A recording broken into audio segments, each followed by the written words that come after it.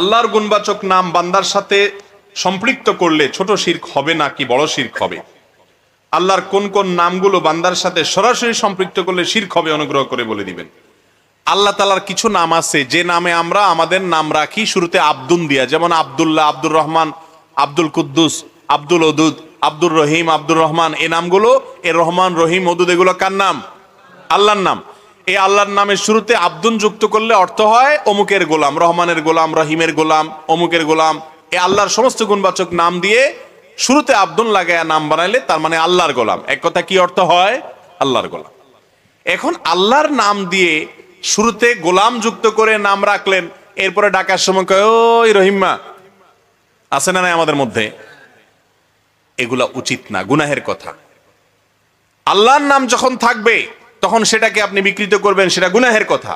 আবার শুধু আল্লাহর নামটা দিয়ে ডাকবেন, শুধু আব্দুন যেটা আছে, আব্দুল্লাহ, আব্দুর রহমান, আব্দুল সবুর, আব্দুল ওদুদ, হ্যাঁ, আব্দুল কুদ্দুস, এগুলো না বলে ডাইরেক্ট কুদ্দুস ও সবুর, এইভাবে যদি আমরা বলি জায়েজ হবে কিনা? এটার উত্তর হলো আল্লাহর গুণবাচক নাম দুই রকমের আছে। কয় রকমের আছে?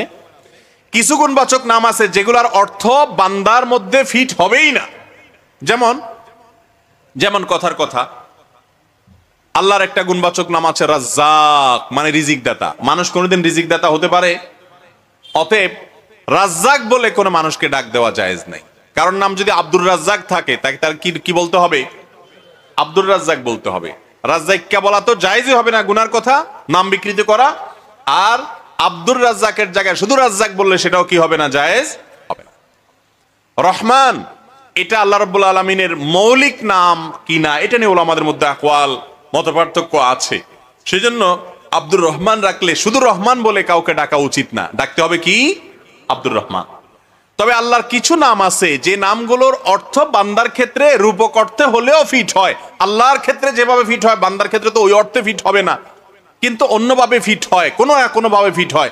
সেই নামে যদি ডাকা হয় গুনাহ হবে না, কিন্তু সেটার ক্ষেত্রে উত্তম হলো আব্দুন দিয়ে ডাকা, ডাইরেক্ট না ডাকা। যেমন কথার কথা আব্দুল সবুর, সবুর মানে হলো ধৈর্যশীল, মানুষও ধৈর্যশীল হয়।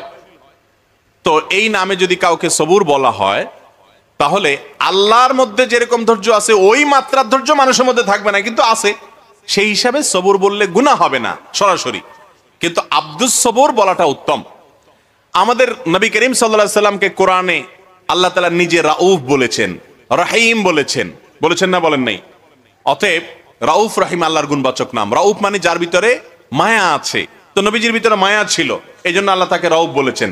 এখন কারোর নাম যদি আব্দুর রউফ হয় আর তাকে আপনি যদি বলেন ও রউফ ভাই, তাহলে গুনাহ হবে না, কারণ এই নামের অর্থটা আল্লাহর ক্ষেত্রে ফিট হয়, বান্দার ক্ষেত্রেও ফিট হয়।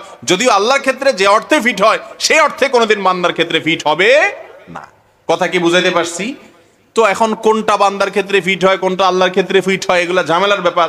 সবচেয়ে নিরাপদ হলো আমরা আব্দুন যাদের নামের শুরুতে থাকবে তাদেরকে পুরা নাম দিয়ে ডাকবো, আব্দুন দিয়া, আব্দুন ছাড়া ডাকবো না। মনে থাকবে তো ইনশাআল্লাহ?